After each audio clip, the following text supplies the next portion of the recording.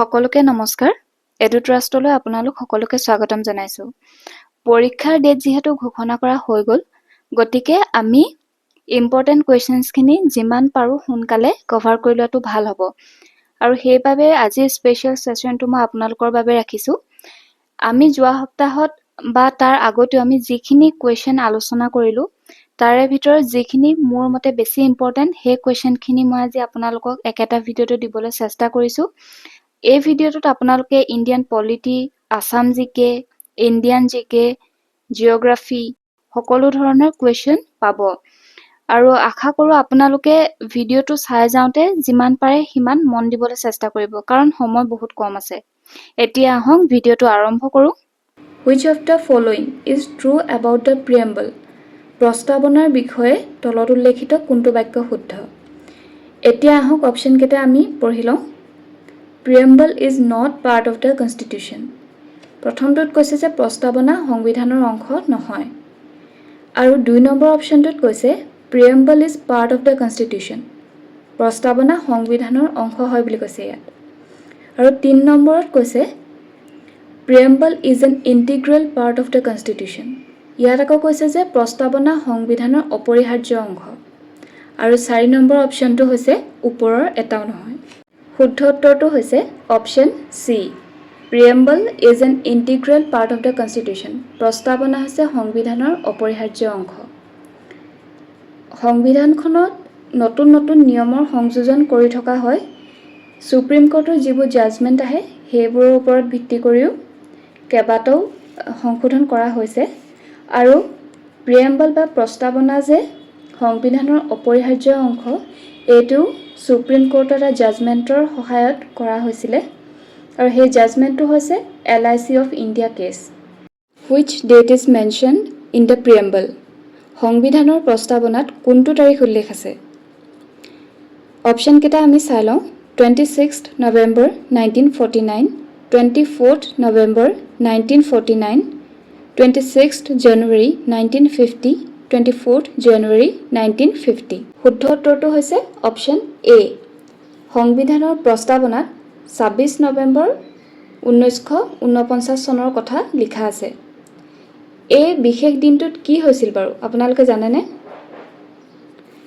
এই দিনটোত আমাৰ সংবিধানখন অৰ্থাৎ ভাৰতৰ সংবিধানখন গৃহীত হৈছিল বহুত ইম্পৰ্টেন্ট এটা প্ৰশ্ন হয় এটো আপোনালোকে মনত ৰাখি থব next question The preamble of Indian Constitution begins as ভাৰতৰ সংবিধানখনৰ প্ৰস্তাৱনাটো কেনেদৰে আৰম্ভ হৈছে আমাক হেতু সুধিছে অপচনবোৰ আমি চাই লম The people of India অৰ্থাৎ ভাৰতৰ লোকসকল নে We the people of India আমি ভাৰতৰ লোকসমূহে নে option C With the children of India আমি ভাৰতৰ শিশুসমূহে নে অপচন ডি ওপৰৰ এটাও নহয় শুদ্ধ উত্তৰটো হৈছে option B We the people of India আমি ভাৰতৰ লোকসমূহে এনেদৰে আমাৰ ভাৰতৰ সংবিধানৰ প্ৰস্তাৱনাটো আৰম্ভ হৈছে ঠিক আছে শুদ্ধ উত্তৰটো হৈছে অপচন বি এইখিনিতে প্ৰস্তাৱনাৰ বিষয়ে আৰু এটা গুৰুত্বপূৰ্ণ কথা আপোনালোকক জনাই থওঁ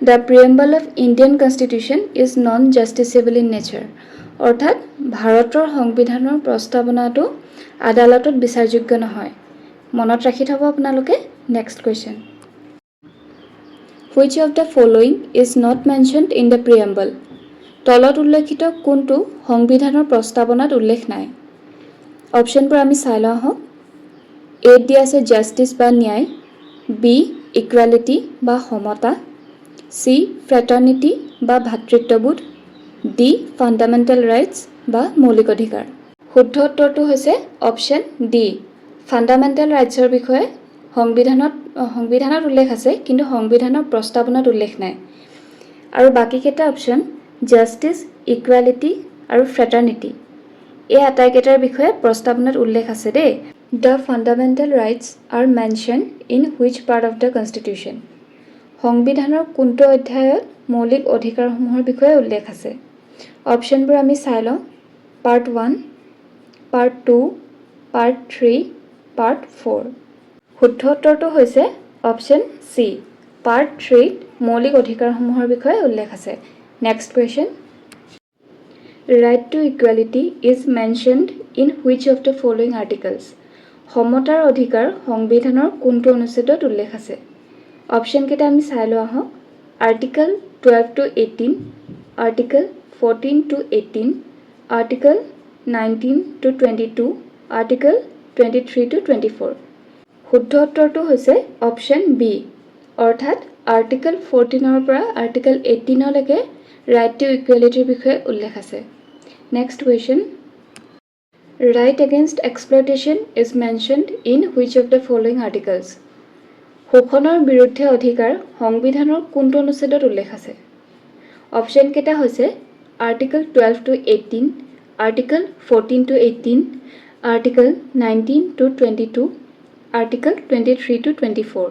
শুদ্ধ উত্তৰটো হৈছে অপশ্যন ডি, আৰ্টিকল 23 আৰু 24ত শোষণৰ বিৰুদ্ধে অধিকাৰৰ বিষয়ে উল্লেখ আছে। Right to education is mentioned in which of the following article? তলত উল্লেখিত কোনটো অনুচ্ছেদত শিক্ষাৰ অধিকাৰৰ বিষয়ে উল্লেখ আছে? অপশ্যন কেইটা চাই লওঁ আহক। Article 19, article 17, article 21, article 21A। শুদ্ধ উত্তৰটো হৈছে অপশ্যন ডি, আৰ্টিকল 21A ত শিক্ষাৰ অধিকাৰৰ বিষয়ে উল্লেখ আছে। Which of the following article mentioned about village panchayats? গাঁও পঞ্চায়তৰ বিষয়ে কোনটো অনুচ্ছেদত উল্লেখ আছে? অপশ্যন কেইটা চাই লওঁ আহক। Article 37, article 39, article 40, article 43। শুদ্ধ উত্তৰটো হৈছে অপশ্যন চি, আৰ্টিকল 40ত অৰ্গেনাইজেশ্যন অফ ভিলেজ পঞ্চায়তৰ বিষয়ে উল্লেখ আছে। Next question, which of the following article mentioned about uniform civil code? Uniform civil কোডৰ বিষয়ে কোনটো অনুচ্ছেদত উল্লেখ আছে? অপশ্যনবোৰ হৈছে আৰ্টিকল 39, আৰ্টিকল 14, আৰ্টিকল 44, আৰ্টিকল 48। শুদ্ধ উত্তৰটো হৈছে অপশ্যন চি, আৰ্টিকল 44ত ইউনিফৰ্ম চিভিল কোডৰ বিষয়ে উল্লেখ আছে। Next question, in which article of the Indian constitution deals with protection and improvement of environment? পাৰিপাৰ্শ্বিক অৱস্থাৰ সংৰক্ষণ আৰু উন্নয়নৰ বিষয়ে কোনটো অনুচ্ছেদত উল্লেখ আছে? অপশ্যনবোৰ মই পঢ়ি দিছোঁ। Article 48, article 48A, article 50, article 51। Directive principles of state পলিচিৰ আৰ্টিকল 48A ত এনভাইৰনমেণ্ট প্ৰটেকশ্যন আৰু ইম্প্ৰুভমেণ্টৰ কথা উল্লেখ আছে, অৰ্থাৎ অপশ্যন বিটো হ'ব শুদ্ধ উত্তৰ, article 48A। Which part of the Indian constitution deals with the directive principles of state policy? ৰাষ্ট্ৰৰ পৰিচালনাৰ নিৰ্দেশাত্মক নীতিসমূহৰ বিষয়ে সংবিধানৰ কোনটো অধ্যায়ত উল্লেখ আছে? অপশ্যন কেইটা চাই লওঁ। Part 1, part 2, part 3, part 4। শুদ্ধ উত্তৰটো হৈছে অপশ্যন ডি, পাৰ্ট 4ত DPSPৰ কথা উল্লেখ আছে। আৰু পাৰ্ট 3ত কি আছিলে অলপ আগতে আপোনালোকক মই কৈছিলোঁ, পাৰ্ট 3ত মৌলিক অধিকাৰৰ বিষয়ে উল্লেখ আছে, নহয় জানো? ঠিক আছে, এতিয়া অন্য এটা প্ৰশ্নলৈ আমি যাওঁ। Which article of DPSP deals with international peace and security? আন্তঃৰাষ্ট্ৰীয় শান্তি আৰু নিৰাপত্তাৰ উৎকৰ্ষ সাধন কোনটো অনুচ্ছেদত উল্লেখ আছে? অপশ্যন কেইটা হৈছে article 41, article 43A, article 48, article 51। শুদ্ধ উত্তৰটো হৈছে অপশ্যন ডি, আৰ্টিকল 51ত ইণ্টাৰনেশ্যনেল পিচ আৰু ছিকিউৰিটিৰ কথা উল্লেখ আছে। আপোনালোকে এই কুৱেশ্যনটোৰ আনচাৰটো মনত ৰাখি থ'ব, কিয়নো এইটো একেবাৰে শেষৰ আৰ্টিকল হয় DPSPৰ। Fundamental duties were added by which constitutional amendment act? মৌলিক কৰ্তব্যসমূহ সংবিধানৰ কোনটো সংশোধনীৰ জৰিয়তে সংযোজিত কৰা হৈছে? এতিয়া মূল কথাটো হ'ল ফাণ্ডামেণ্টেল ডিউটিজবোৰ অৰিজিনেল কনষ্টিটিউশ্যনখনত নাছিলে। মানে মৌলিক কৰ্তব্যসমূহ সংবিধানখন যেতিয়া প্ৰণয়ন কৰা হৈছিলে তেতিয়া নাছিলে, পিছত সংযোজিত কৰা হৈছে। এতিয়া আমাক প্ৰশ্নত সুধিছে কোনটো সংশোধনীৰ জৰিয়তে সংযোজিত কৰা হৈছিলে? অপশ্যনবোৰ দিয়া হৈছে first amendment act, 42nd amendment act, 44th amendment act, 86th amendment act. শুদ্ধ উত্তৰটো হৈছে অপশ্যন বি, 42nd এমেণ্ডমেণ্ট এক্টৰ জৰিয়তে ফাণ্ডামেণ্টেল ডিউটিজবোৰ এড কৰা হৈছিলে। আৰু 42nd এমেণ্ডমেণ্ট এক্টটো আহিছিলে 1976ত। নেক্সট কুৱেশ্যনটো হৈছে the fundamental duties are inspired by which of the following constitution. মৌলিক কৰ্তব্যসমূহ কোনখন দেশৰ সংবিধানৰ পৰা অনুপ্ৰাণিত হৈছে? অপশ্যনবোৰ চাই লওঁ আহক। USA, erstwhile USSR, Irish constitution, Australian constitution. শুদ্ধ উত্তৰটো হৈছে অপশ্যন বি, আৰ্ষ্ট্ৰেল USSR। USSRৰ কনষ্টিটিউশ্যনৰ পৰা মৌলিক কৰ্তব্যসমূহ লোৱা হৈছিলে। নেক্সট কুৱেশ্যনটো হৈছে there are how many fundamental duties mentioned in the Indian constitution. ভাৰতীয় সংবিধানত সৰ্বমুঠ কেইটা মৌলিক অধিকাৰৰ বিষয়ে উল্লেখ আছে? অপশ্যনবোৰ দিয়া হৈছে 10, 11, 12, 13। শুদ্ধ উত্তৰটো হৈছে অপশ্যন বি, 11টা মৌলিক কৰ্তব্যৰ বিষয়ে ভাৰতৰ সংবিধানখনত উল্লেখ আছে। Which of the following mentioned about the education of children between the age of 6 and 14 years? 6 বছৰৰ পৰা 14 বছৰৰ ল'ৰা ছোৱালীৰ শিক্ষাৰ বিষয়ে ক'ত উল্লেখ আছে? অপশ্যন কেইটা হৈছে fundamental rights, directive principles of state policy, fundamental duties নে ওপৰৰ এটাও নহয়? শুদ্ধ উত্তৰটো হৈছে option C, who is referred to as grand old man of India. Grand old man of India বুলি কাক কোৱা হয়? অপশ্যন কেইটা হৈছে খান আব্দুল গফৰ খান, লাল বাহাদুৰ শাস্ত্ৰী, জয়প্ৰকাশ নাৰায়ণ নে দাদাভাই নৰজী? শুদ্ধ উত্তৰটো হৈছে অপশ্যন ডি, দাদাভাই নৰজীক grand old man of India বুলিও কোৱা হয়। মনত ৰাখিব। Next question, who wrote the book Asomiya ল'ৰাৰ মিত্ৰ। অসমীয়া ল'ৰাৰ মিত্ৰ গ্ৰন্থখন কোনে লিখিছিল? অপশ্যনবোৰ আমি চাই লওঁ আহক। Anandaram Dhekial Phukan, SK Bhuyan, HK Borpujari, Anandaram Barua. শুদ্ধ উত্তৰটো হৈছে অপশ্যন এ, আনন্দৰাম ঢেকিয়াল ফুকনে অসমীয়া ল'ৰাৰ মিত্ৰ গ্ৰন্থখন লিখিছিল। আপোনালোকে মনত ৰাখি থব, এইটো কুৱেশ্যন প্ৰায় পৰীক্ষাত আহি থকা দেখা যায়। এতিয়া আহক next question, the Aligarh movement wanted two.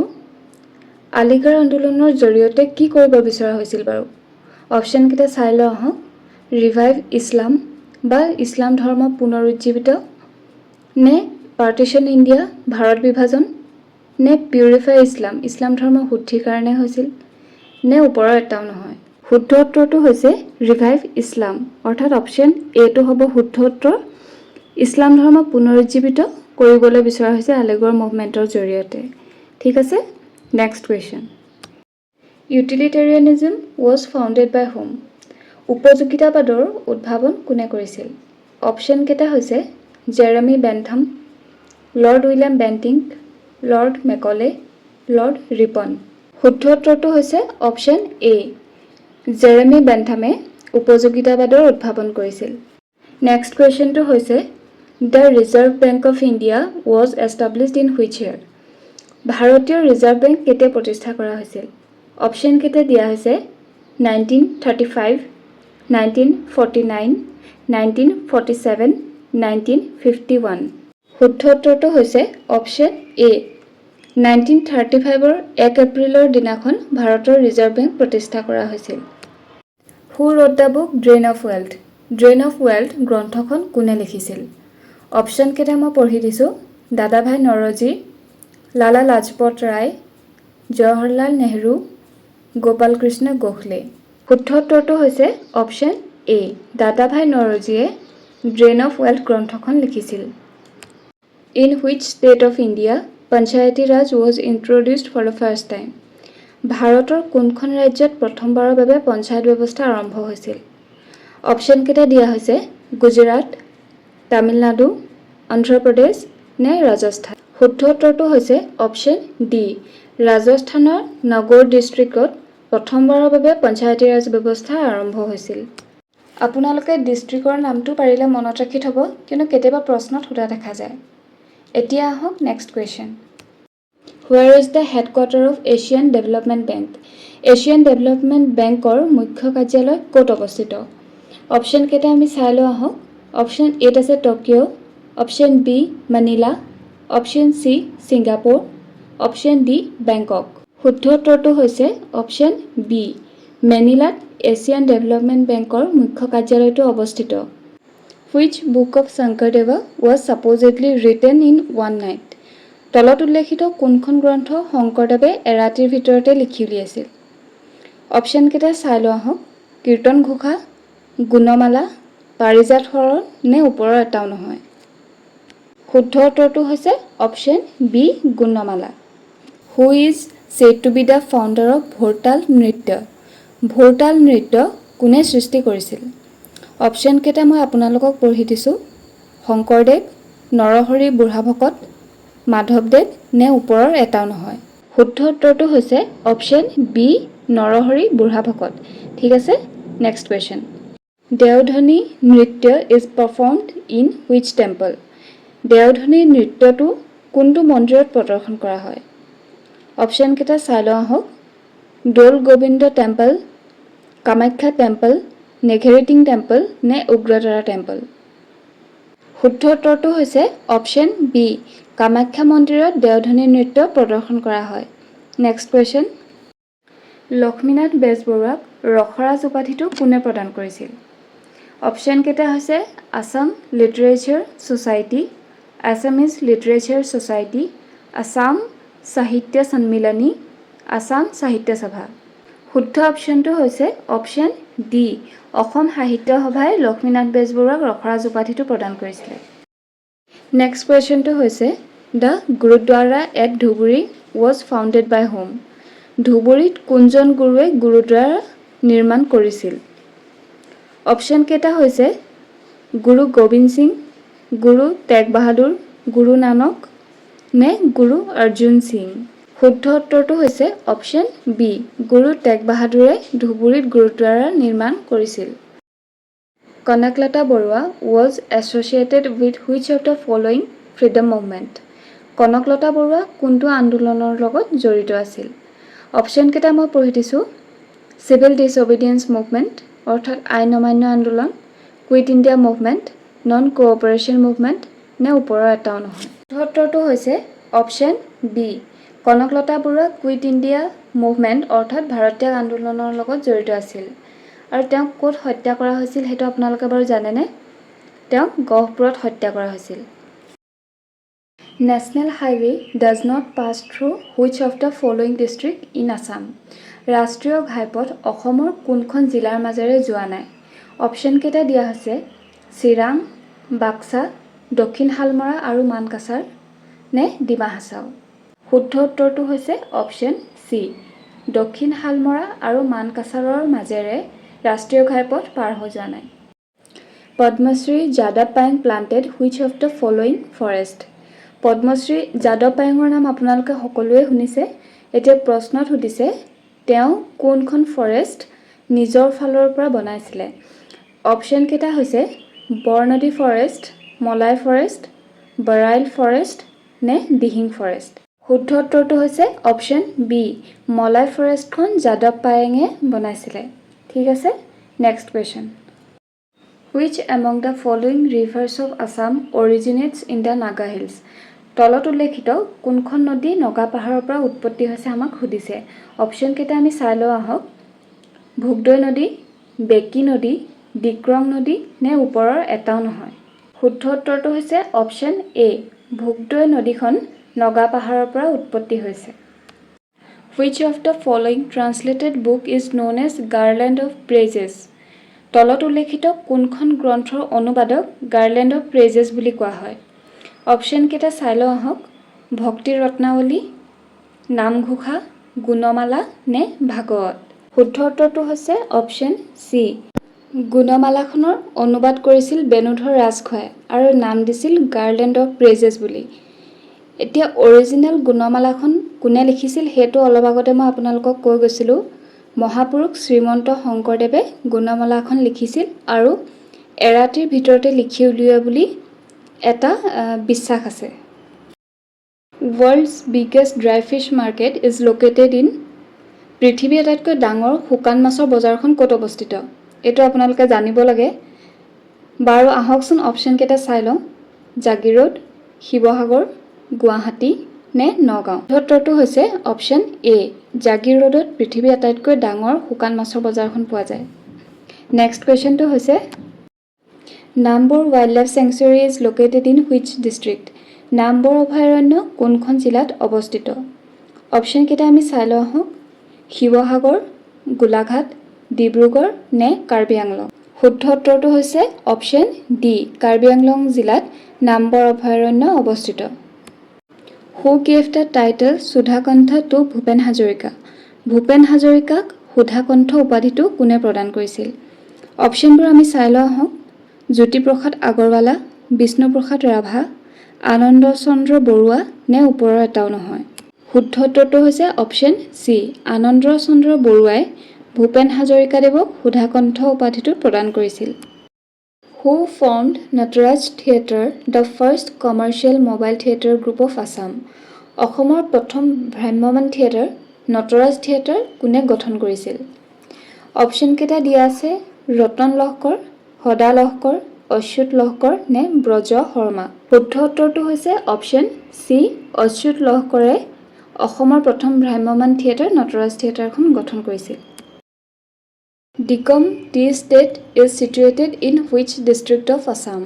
দিকম চাহ বাগিচা অসমৰ ক'ত অৱস্থিত? অপশ্যন কেইটা হৈছে যোৰহাট, নগাঁও, উত্তৰ লখিমপুৰ নে ডিব্ৰুগড়? শুদ্ধ উত্তৰটো হৈছে অপশ্যন ডি, ডিব্ৰুগড় জিলাত দিকম চাহ বাগিচা অৱস্থিত। Next question, Loktak lake is situated in which district of Manipur? Loktak হ্ৰদ মণিপুৰৰ কোন জিলাত অৱস্থিত? অপশ্যন কেইটা হৈছে ইম্ফল ইষ্ট, ইম্ফল ৱেষ্ট, বিষ্ণুপুৰ নে ওপৰৰ এটাও নহয়? শুদ্ধ উত্তৰটো হৈছে অপশ্যন চি, বিষ্ণুপুৰত লোকটাক হ্ৰদটো অৱস্থিত। Next question, Which of the following states is not included in the 6th schedule of the Indian Constitution? তলত উল্লেখিত কোনখন ৰাজ্য 6 নম্বৰ অনুসূচীৰ অন্তৰ্ভুক্ত নহয়? অপশ্যন কেইটা হৈছে মেঘালয়, ত্ৰিপুৰা, মিজোৰাম নে মণিপুৰ? শুদ্ধ উত্তৰটো হৈছে অপশ্যন ডি, মণিপুৰ 6th স্কেডিউলৰ অন্তৰ্ভুক্ত নহয়। Who was the first Borpatra Gohain? প্ৰথম বৰপাত্ৰ গোহাঁই কোন আছিল? বৰপাত্ৰ গোহাঁই পদটো আহোমসকলে আৰম্ভ কৰিছিল, হয়নে? এতিয়া আমাক সুধিছে প্ৰথম বৰপাত্ৰ গোহাঁই কোন আছিল? Option A Konseng, option B Momai Tamuli, option C চুপিম্ফা নে অপশ্যন ডি মণিৰাম দেৱান? শুদ্ধ উত্তৰটো হৈছে অপশ্যন এ, কনচেং আছিল প্ৰথম Borpatra Gohain. Next question, Joysagar tank was built by Rudra Singha in memory of his? Joysagar পুখুৰী ৰুদ্ৰসিংহই কাৰ স্মৃতিত বনাইছিল সেইটো আমাক প্ৰশ্নত সুধিছে। অপশ্যন কেইটা হৈছে ফাদাৰ, মাদাৰ, ছিষ্টাৰ নে ডটাৰ? শুদ্ধ উত্তৰটো হৈছে অপশ্যন বি, মাদাৰ। ৰুদ্ৰসিংহৰ মাকৰ স্মৃতিত জয়সাগৰ পুখুৰীটো খন্দুৱাইছিল আৰু মাকৰ নাম কি সেইটো আপোনালোক সকলোৱে নিশ্চয় জানে, জয়মতী, নহয়নে? এতিয়া আহক নেক্সট কুৱেশ্যনটো চাই লওঁ। Who represented the Mughal side in the Treaty of ঘিলাঝাৰীঘাট? ঘিলাঝাৰীঘাটৰ চুক্তিত মোগলৰ হৈ কোনে প্ৰতিনিধিত্ব কৰিছিল? অপশ্যন এ টি আছে Ramsingha, option B Mir Jumla, option C Badauni, option D ওপৰৰ এটাও নহয়? শুদ্ধ উত্তৰটো হৈছে option B, Which of the following states of India does not share its boundary with Myanmar? ভাৰতৰ কোনখন ৰাজ্যই ম্যানমাৰৰ লগত সীমা ভাগ বতৰা নকৰে? অপশ্যন কেইটা চাই লওঁ আহক। অৰুণাচল প্ৰদেশ, মণিপুৰ, নাগালেণ্ড নে অসম? শুদ্ধ উত্তৰটো হৈছে অপশ্যন ডি, অসমে ম্যানমাৰৰ লগত সীমা শ্বেয়াৰ নকৰে। হাউ মেনি প্লেয়াৰ্ছ আৰ দেৰ in a hockey team in India? ভাৰতীয় হকী দলত কেইজন খেলুৱৈ থাকে? অপশ্যনবোৰ চাই লওঁ আহক। 8, 9, 10 নে 11? শুদ্ধ উত্তৰটো হৈছে অপশ্যন ডি, ভাৰতীয় হকী টিমত 11জন খেলুৱৈ থাকে। Next question, Where is the headquarter of BCCI? BCCIৰ মুখ্য কাৰ্যালয় ক'ত অৱস্থিত আমাক সুধিছে। তাৰ আগতে আমি BCCIৰ ফুল ফৰ্মটো জানি লোৱা আহক। BCCIৰ ফুল ফৰ্মটো হৈছে board of control for cricket in India. আৰু এতিয়া প্ৰশ্নত সুধিছে যে মুখ্য কাৰ্যালয়টো ক'ত অৱস্থিত। অপশ্যনবোৰ চাই লওঁ আহক। অপশ্যন এ দিয়া আছে New Delhi, option B Gujarat, option C Mumbai, option D Kolkata.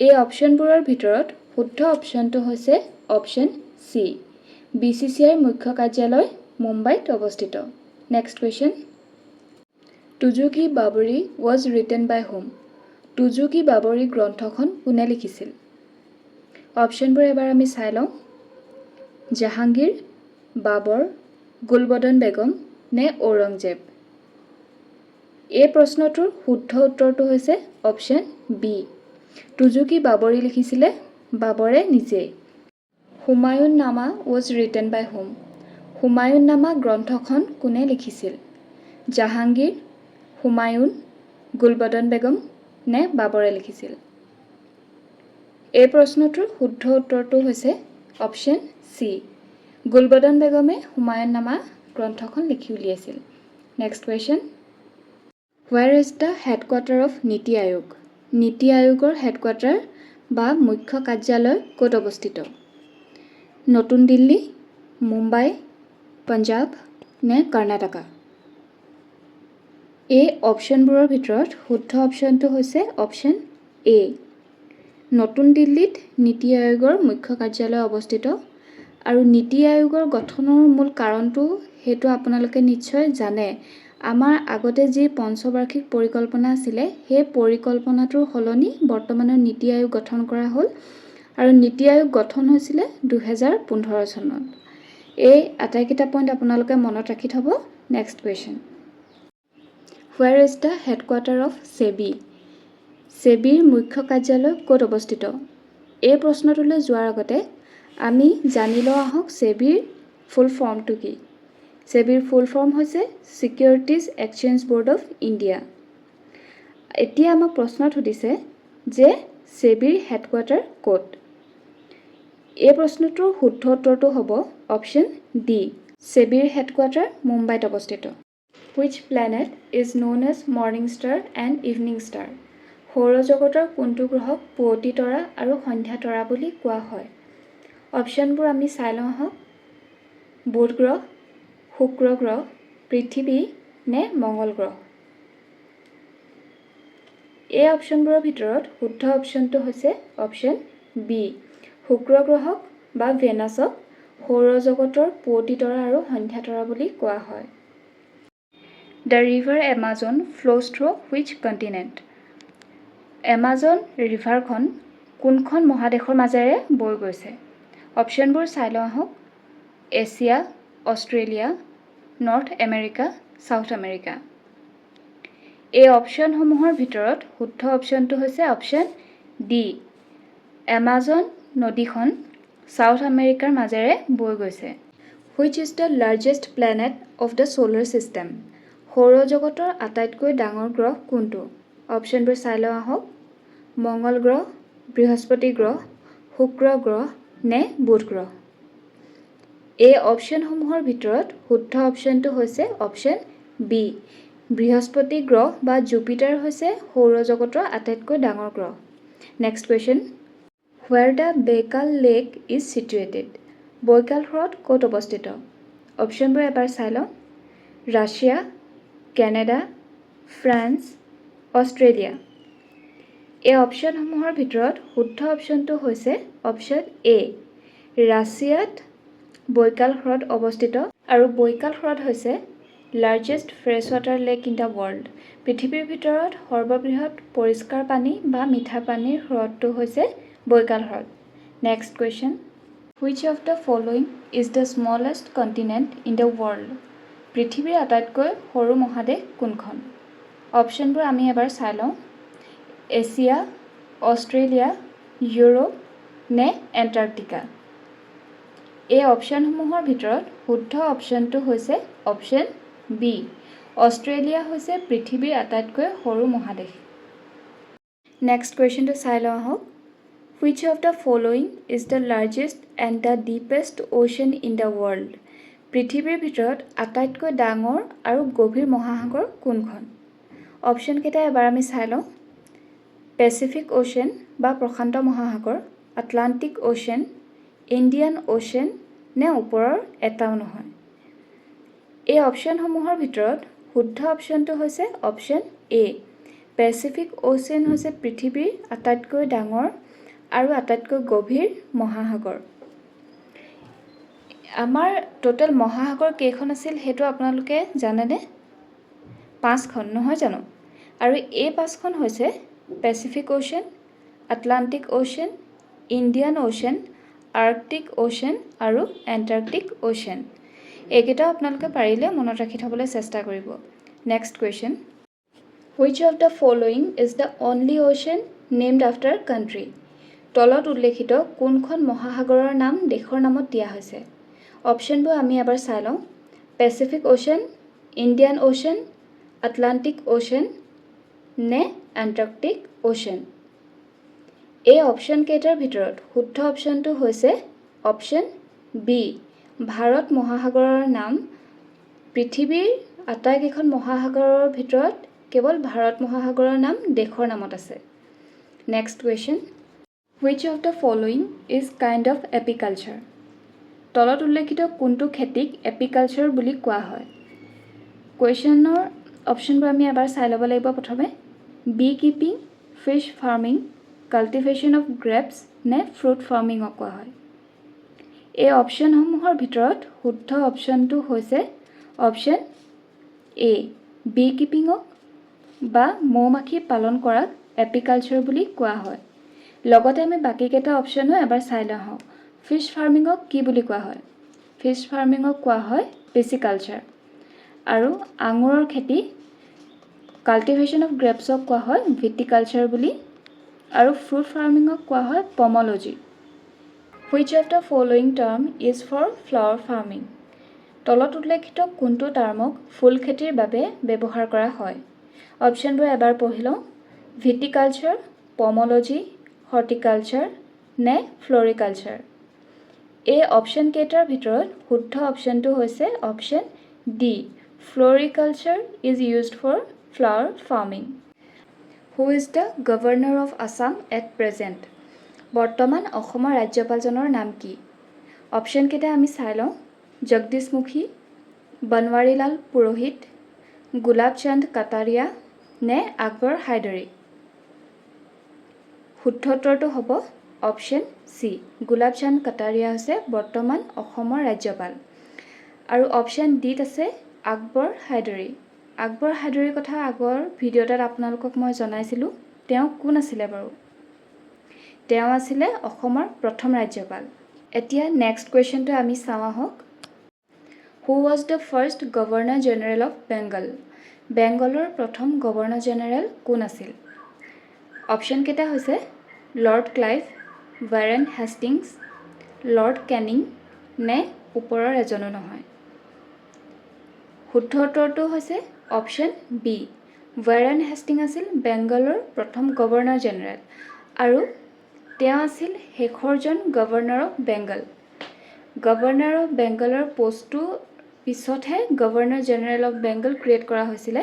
সেইবাবে তেওঁ আছিল লাষ্ট গভৰ্ণৰ অফ বেংগল আৰু first governor general of Bengal. ঠিক আছে, মনত ৰাখিব। এতিয়া আহক next question. Who was the first Indian to get Bharat Ratna award? Bharat Ratna বঁটা লাভ কৰা প্ৰথমজন ভাৰতীয়ৰ নাম কি? অপশ্যনকেইটা মই পঢ়ি দিছোঁ। সৰ্বপল্লী ৰাধাকৃষ্ণন, জৱাহৰলাল নেহৰু, ৰাজেন্দ্ৰ প্ৰসাদ নে ওপৰৰ এজনো নহয়? শুদ্ধ উত্তৰটো হ'ব অপশ্যন এ, ডক্টৰ সৰ্বপল্লী ৰাধাকৃষ্ণনে প্ৰথম ভাৰত ৰত্ন বঁটা লাভ কৰিছিলে। হুৱেৰ ইজ আঢ়ৈ দিন কা ঝোপড়া? আঢ়ৈ দিন কা ঝোপড়া ক'ত অৱস্থিত? অপশ্যনকেইটা হৈছে দিল্লী, ৰাজস্থান, মধ্যপ্ৰদেশ নে উত্তৰ প্ৰদেশ? শুদ্ধ উত্তৰটো হ'ব অপশ্যন বি, ৰাজস্থানৰ আজমেৰত আঢ়ৈ দিন কা ঝোপড়া অৱস্থিত। Next question, where is Elephanta caves? Elephanta গুহা ক'ত অৱস্থিত? অপশ্যনকেইটা চাই লওঁ আহক। দিল্লী, মুম্বাই, ৰাজস্থান নে গুজৰাট? শুদ্ধ উত্তৰটো হৈছে অপশ্যন বি, এলিফেণ্টা কেভছ মুম্বাইত অৱস্থিত। Where is Keoladeo national park? Keoladeo ৰাষ্ট্ৰীয় উদ্যান ক'ত অৱস্থিত? অপশ্যনকেইটা হৈছে ৱেষ্ট বেংগল, ৰাজস্থান, মহাৰাষ্ট্ৰ নে মধ্যপ্ৰদেশ? শুদ্ধ উত্তৰটো হৈছে option B, Keoladeo national park ৰাজস্থানত অৱস্থিত। ঠিক আছে, next question. Where is National Defense Academy? National Defense Academy ক'ত অৱস্থিত? উত্তৰাখণ্ড, মহাৰাষ্ট্ৰ, তামিলনাডু নে মধ্যপ্ৰদেশ? শুদ্ধ উত্তৰটো হৈছে অপশ্যন বি, মহাৰাষ্ট্ৰত নেশ্যনেল ডিফেন্স একাডেমী অৱস্থিত। Where is Indian Military Academy? Indian Military Academy ক'ত অৱস্থিত? অপশ্যন কেইটা চাই লওঁ। উত্তৰাখণ্ড, তামিলনাডু, মধ্যপ্ৰদেশ নে উত্তৰ প্ৰদেশ?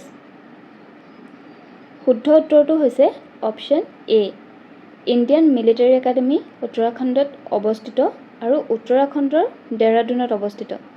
ঠিক আছে, next question. Where is the headquarter of Survey of India? Survey of Indiaৰ মুখ্য কাৰ্যালয় ক'ত অৱস্থিত? Survey of Indiaৰ মূল কামটো হৈছে জৰীপ আৰু জোখ মাখ, হয়নে? এতিয়া আমাক সুধিছে Survey of Indiaৰ মুখ্য কাৰ্যালয় ক'ত অৱস্থিত? Option A, Mumbai, option B, New Delhi, option C, Karnataka, option D, Uttarakhand. শুদ্ধ উত্তৰটো হৈছে অপশ্যন ডি, উত্তৰাখণ্ডৰ ডেৰাডুনত ছাৰ্ভে অফ ইণ্ডিয়াৰ মুখ্য কাৰ্যালয় অৱস্থিত।